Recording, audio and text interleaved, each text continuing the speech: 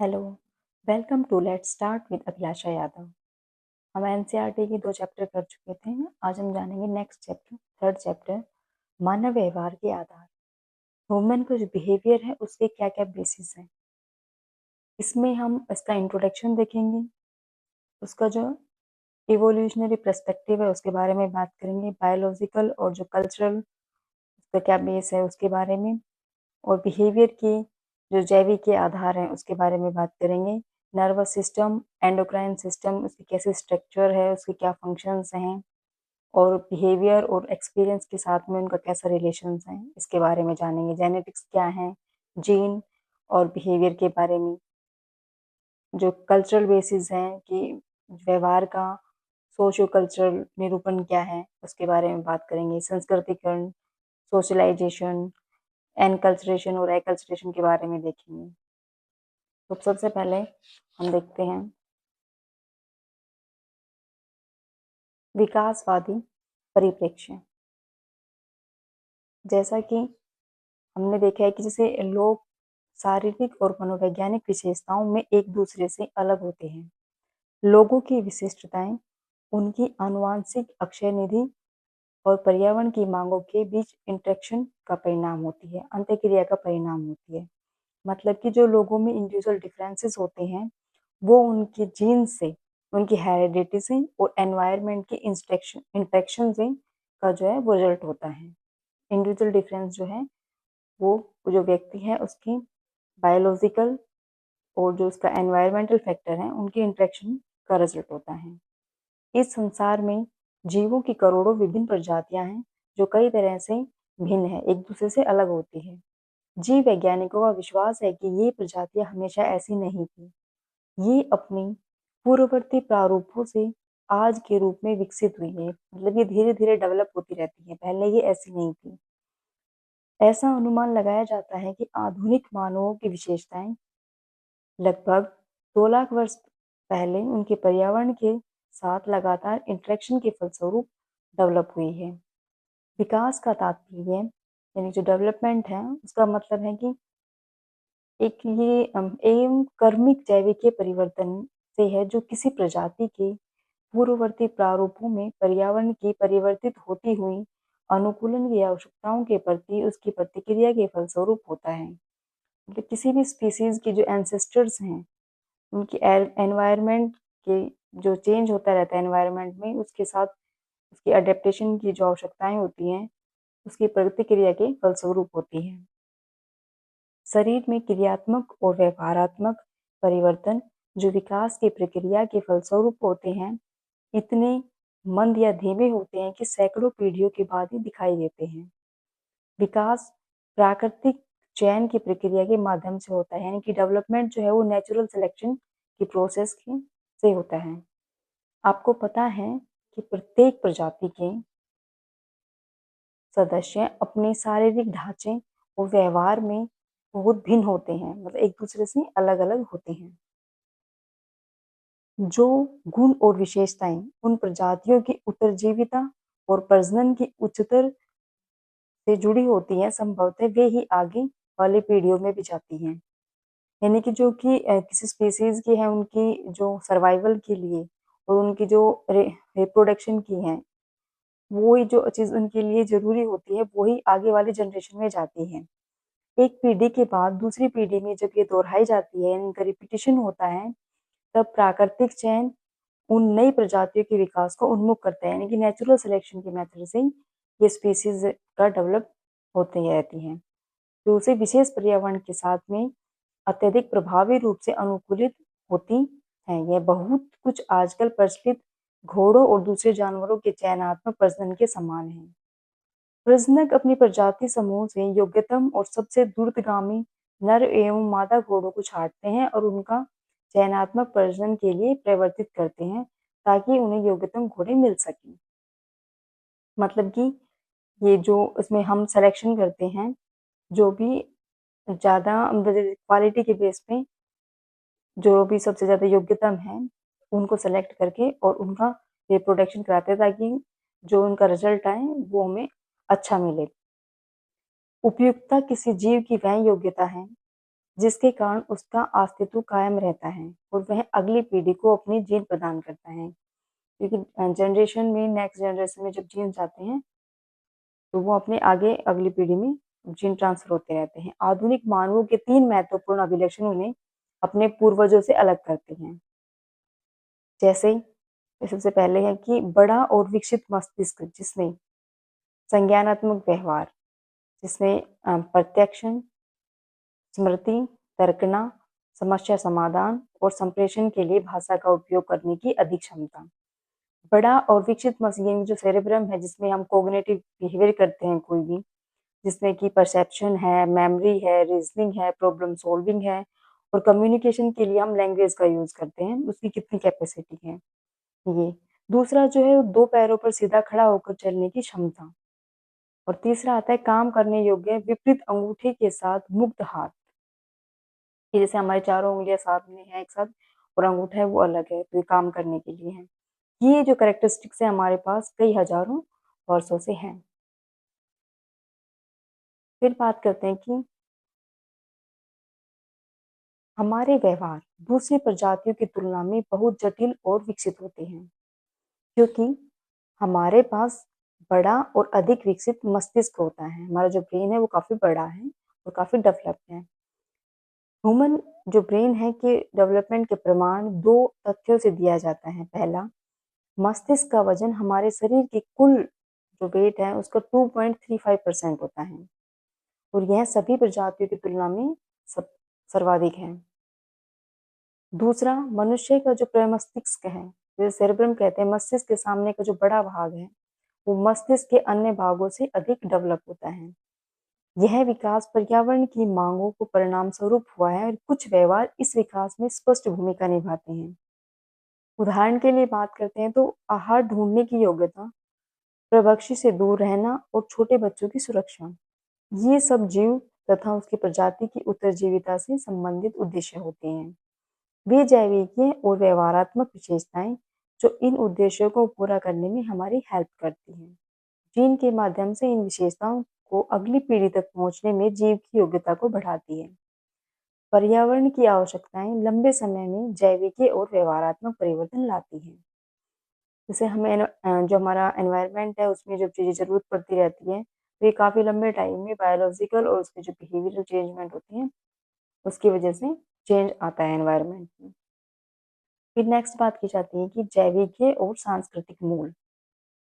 हमारे व्यवहार का एक महत्वपूर्ण निर्धारक हमारी जैविकीय संरचना है, जो हमारे पूर्वजों से एक विकसित शरीर और मस्तिष्क के रूप में उत्तराधिकार के रूप में मिली है। किसी दुर्घटना, बीमारी या फिर दवाओं के सेवन से जब मस्तिष्क की कोशिकाएं क्षतिग्रस्त हो जाती है तब इन जैविकीय आधारों का एक महत्व स्पष्ट दिखाई देता है। जैसे कभी कोई एक्सीडेंट हो गया या फिर कोई बीमारी हो गई या फिर हम कोई ड्रग्स का यूज कर लेते हैं तो उससे क्या है कि हमारे जो बायोलॉजिकल बेसिस होते हैं उसमें कुछ प्रॉब्लम हो जाती है। इस तरह के उदाहरणों में कई तरह की शारीरिक और मानसिक अशक्तता, हमारी कुछ फिजिकल और कुछ मेंटल में डिसेबिलिटी हो जाती है हमारे अंदर। कई बच्चों में माता पिता से दूषित जीन के संचरण के कारण मानसिक बंधन तथा अन्य असामान्य लक्षण विकसित हो जाते हैं। एक मनुष्य होने के कारण हमारे पास न केवल समान जैविकीय तंत्र बल्कि निश्चित सांस्कृतिक तंत्र भी होते हैं। ये तंत्र मानव आबादी में विविध रूपों में है। हम सब जिस संस्कृति में जन्म लेते हैं और पलते हैं उससे अपने जीवन का समझौता करते हैं। संस्कृति हमें विभिन्न स्थितियों में डालकर तथा हमारे जीवन से कुछ मांगे करके हमें विभिन्न प्रकार के अनुभव और सीखने के अवसर प्रदान करती है। इस प्रकार की मांगे, अनुभव और अवसर हमारे व्यवहार को अत्यंत प्रभावित करते हैं। जैसे जैसे हम शैशवावस्था से जीवन के अगले वर्षों की ओर बढ़ते हैं, ये प्रभाव अधिक स्पष्ट और सक्षम दिखाई देते हैं। इस प्रकार जैविकीय आधार के अलावा हमारे व्यवहार के सांस्कृतिक आधार भी होते हैं। जैसे कि हम पहले इन्फेंसी स्टेज में होते हैं, फिर चाइल्डहुड में जाते हैं, फिर एडोलसेंस में जाते हैं, फिर एडल्टहुड में, तो ये टाइम टू टाइम चेंज होते रहते हैं। ऐसे ही हमारा कल्चर जो है वो भी चेंज होता रहता है। फिर आता है कि बिहेवियर के जैविक के आधार में तंत्रिका कोशिकाएं। तंत्रिका कोशिका हमारे तंत्रिका तंत्र की मूलभूत इकाई है, यानी कि बेसिक यूनिट है। नर्वस सिस्टम जो है हमारे, नर्वस सिस्टम जो नर्व सेल है वो हमारे नर्वस सिस्टम की बेसिक इकाई होती है। तंत्रिका कोशिका विशिष्ट कोशिकाएं हैं जो विभिन्न प्रकार के उद्दीपकों को विद्युतीय आवेग में परिवर्तित करने की अद्भुत योग्यता रखती हैं। ये जो स्टिमुलस को इलेक्ट्रिकल इम्पल्स में चेंज करने की कैपेसिटी होती है इनमें। इसके अलावा ये इंफॉर्मेशन होती है हमारे पास, उसका विद्युत रासायनिक संकेतों के रूप में ग्रहण करने, उनको संवहन करने और अन्य कोशिकाओं तक भेजने में भी निपुण होती है। ये क्या होती है, जो इन्फॉर्मेशन होती है उसको पहले रिसीव करती है, फिर उसके कंडक्शन करती है और अन्य जो सेल्स होती हैं उस तक उन इन्फॉर्मेशन को भेजती है। ये ज्ञानेंद्रिय से हमारे जो सेंसरी ऑर्गन्स होते हैं या पास की अन्य तंत्रिका कोशिकाओं से इन्फॉर्मेशन रिसीव करती हैं और उसे सेंट्रल नर्वस सिस्टम यानी केंद्रीय तंत्रिका तंत्र, जिसमें हमारा ब्रेन और स्पाइनल कोड होता है, वहां तक लेके जाती हैं और फिर सेंट्रल नर्वस सिस्टम से उसको जो पेशीय सूचना को पेशीय अंगों यानी जो मांसपेशियां होती है, मसल्स होती हैं और ग्लैंड्स होती हैं, उन तक लेकर जाती हैं। मानव तंत्रिका तंत्र में यानी जो ह्यूमन का जो नर्वस सिस्टम है उसमें 12 अरब तंत्रिका कोशिकाएं पाई जाती हैं। ये बहुत प्रकार की होती हैं तथा आकृति, आकार, रासायनिक संरचना और प्रकार्य में एक दूसरे से बहुत भिन्न होती हैं। इन विभिन्नताओं के बावजूद इनमें 3 मूलभूत घटक समान रूप से पाए जाते हैं। वे हैं काय, पार्श्वतंतु और अक्षतंतु। मतलब कि एक तो होता है इसकी जो सोमा और एक जो उसका एक्सॉन और डेंड्राइट, ये 3 चीजें पाई जाती हैं। काय मतलब जो सोमा है या काय कोशिका जो है वो काय कोशिका तंत्रिका कोशिका का मुख्य अंग होता है। इस कोशिका में कोशिका का केंद्र यानी जो न्यूक्लियस है वे अन्य संरचनाएं पाई जाती हैं जो हर प्रकार की जीवित कोशिकाओं में सामान्य होती हैं। तंत्रिका कोशिका की आनुवांशिक सामग्री केंद्रक में संचित होती है, यानी कि जो नर्व सेल्स होती हैं उनका जो भी जेनेटिक मटेरियल होता है वो न्यूक्लियस जो होता है उसके अंदर स्टोर रहता है और यह कोशिका से पुनरुत्पादन एवं प्रोटीन संश्लेषण में तत्परता से सक्रिय होती है।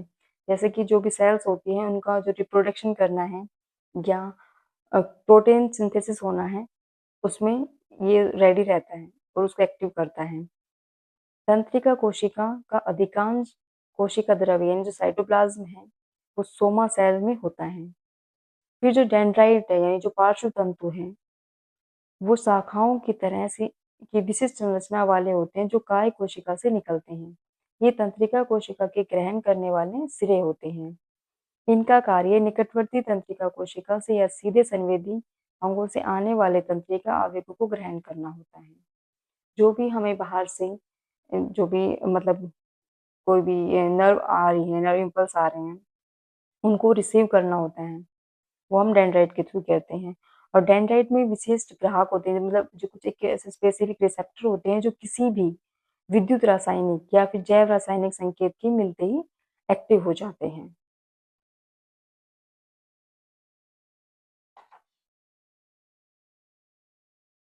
ये हुए जो संकेत काय कोशिका में भेजे जाते हैं और इसके बाद अक्षतंतु में यानी एक्सोन में जिसके की इंफॉर्मेशन अन्य तंत्रिका कोशिकाओं और मांसपेशियों में भेजी जा सके। अक्षतंतु में एक्सोन अपनी लंबाई के साथ साथ सूचना का संवहन करता है और जो मेरुरज्जु में कई फीट तक और मस्तिष्क में कई मिलीमीटर से कम हो सकते हैं। अंतिम सिरे पर अक्षतंतु छोटी छोटी शाखाओं में बढ़ जाते हैं जिन्हें अंतस्थ बटन टर्मिनल बटन्स कहा जाता है।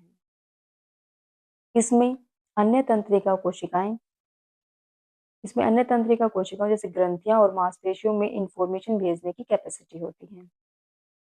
तंत्रिका कोशिकाएं सामान्यतः एक ही दिशा में सूचना का संवहन करती हैं, अर्थात पार्श्व तंतु से काय कोशिका, फिर अक्षतंतु से और वहां से टर्मिनल बटन, मतलब कि जो कोई भी इंफॉर्मेशन आती है वो सबसे पहले डेंड्राइट उन्हें रिसीव करता है। डेंड्राइट इंफॉर्मेशन को रिसीव करने के बाद या जो नर्व इम्पल्स आता है उसको रिसीव करने के बाद सोमा के पास लेके जाता है और वहां से एक्सोन जो है होता है वो उस एक्सोन उस इंफॉर्मेशन को लेता है और आगे टर्मिनल बटन तक उसे लेके जाता है। तंत्रिका तंत्र यानी कि नर्वस सिस्टम में एक स्थान से दूसरे स्थान तक इंफॉर्मेशन का संवहन तंत्रिकाओं के माध्यम से होता है, जो एक्सोन के ढेर होते हैं।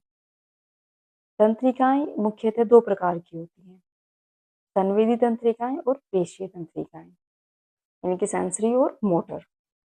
संवेदी तंत्रिकाएं यानी सेंसरी जो नर्व होती हैं, जिन्हें अभिवाही तंत्रिका भी कहा जाता है, इंफॉर्मेशन को ज्ञानेंद्रियों से केंद्रीय तंत्रिका तंत्र तक लेके जाती है। मतलब कि जो सेंसरी नर्व्स होती हैं, वो जो कोई इंफॉर्मेशन होती है उसको सेंस ऑर्गन से लेके सेंट्रल नर्वस सिस्टम तक लेके जाते हैं। दूसरी ओर जो मोटर नर्व होती है, यानी जो पेशीय तंत्रिका होती है, जिन्हें अपवाहिक तंत्रिका भी कहा जाता है, इंफॉर्मेशन को सेंट्रल नर्वस सिस्टम से लेकर और मसल्स तक लेके जाती है। कि जो इन्फॉर्मेशन है उसको सेंट्रल नर्वस सिस्टम से लिया और मसल्स तक लेके चली गई। ये काम होता है मोटर न्यूरॉन का। फिर आती है जो पेशीय तंत्रिका स्नायुविक आदेशों का संवहन करती है, जो हमारी गतिविधियों और अन्य प्रतिक्रियाओं को निर्देशित यानी उनको डायरेक्शन देती है, नियंत्रित करती है मतलब कंट्रोल करती है, और नियमित करती है मतलब उसको रेगुलेट करती है। कुछ मिश्रित तंत्रिकाएं भी होती हैं, लेकिन इनमें संवेदी और पेशीय तंतु भिन्न भिन्न होते हैं। फिर आती हैं, जैसे ये हम एक डायग्राम भी देखेंगे।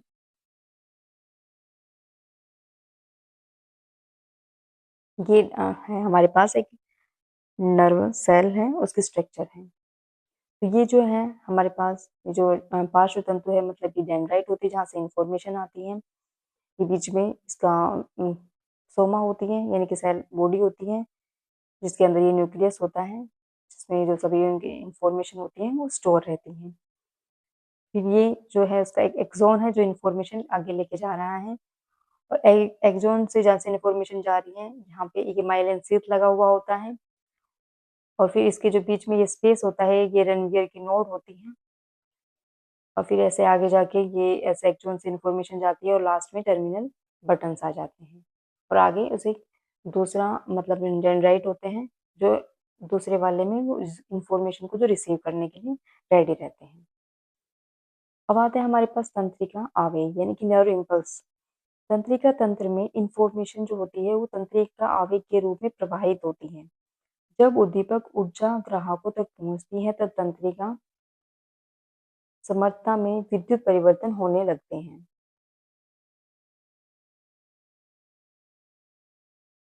तंत्रिका कोशिका की सतह पर विद्युत समर्थता में आकस्मिक परिवर्तन को तंत्रिका समर्थता कहा जाता है। जब उद्दीपक ऊर्जा अपेक्षाकृत कमजोर होती है तब विद्युत परिवर्तन इतने कम होते हैं कि तंत्रिका आवेग उत्पन्न नहीं हो पाते और हम उस उद्दीपक का अनुभव नहीं कर पाते।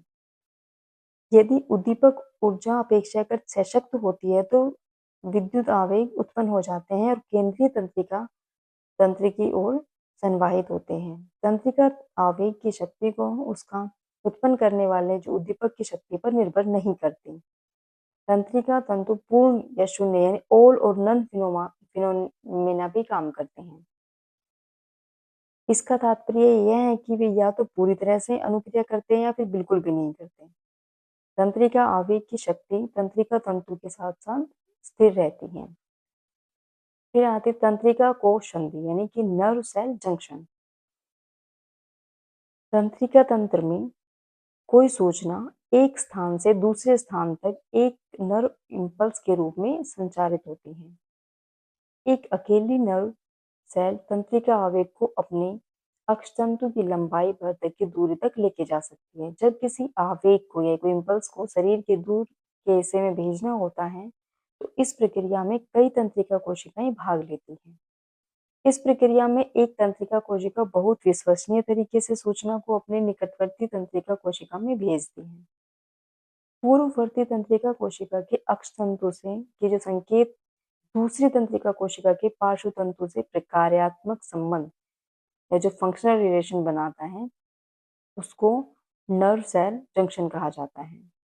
एक तंत्रिका कोशिका कभी भी दूसरी तंत्रिका कोशिका से शारीरिक रूप से जुड़ी हुई नहीं होती, बल्कि वे दोनों के बीच में खाली स्पेस होता है, यानी कि फंक्शनल रूप में जुड़ी हुई होती है एक दूसरे से, ना कि स्ट्रक्चरल रूप में। इस खाली स्थान को संधिस्थलीय खंड कहा जाता है। एक तंत्रिका कोशिका से तंत्रिका आवेग एक जटिल संधिस्थलीय सूचना संचरण प्रक्रिया द्वारा दूसरी तंत्रिका कोशिका तक पहुंचाया जाता है। अक्षतंतुओं में तंत्रिका आवेग का संवहन विद्युत रासायनिक होता है, जबकि संधिस्थलीय संचरण की प्रकृति रासायनिक होती है। ये रासायनिक पदार्थ तंत्रिका संचारक कहलाते हैं। नर्व इम्पल्स का जो नर्व सेल जंक्शन होता है, उसमें ये संधिस्थलीय खंड होता है। तो ये इसमें मतलब जो डेंड्राइट होते हैं जो इन्फॉर्मेशन देते हैं, और इसके टर्मिनल बटन होते हैं, और ये इसमें एक संधिस्थलीय पुटिका होती है जो इसमें मतलब विस्फोटक होता है। मतलब अगर ये आ जाती है तो इन्फॉर्मेशन ज़्यादा ब्लास्ट हो जाती है इसमें से, और ये तंत्रिका का संचरण करते हैं, ऐसी इन्फॉर्मेशन इसमें इधर आ जाती है। फिर तो आज हमने ये देखा। अब नेक्स्ट वीडियो में हम देखेंगे कि तंत्रिका तंत्र और अंतःस्रावी तंत्र की संरचना एवं प्रकार्य और व्यवहार और अनुभव के उनके साथ क्या संबंध है। Thank you.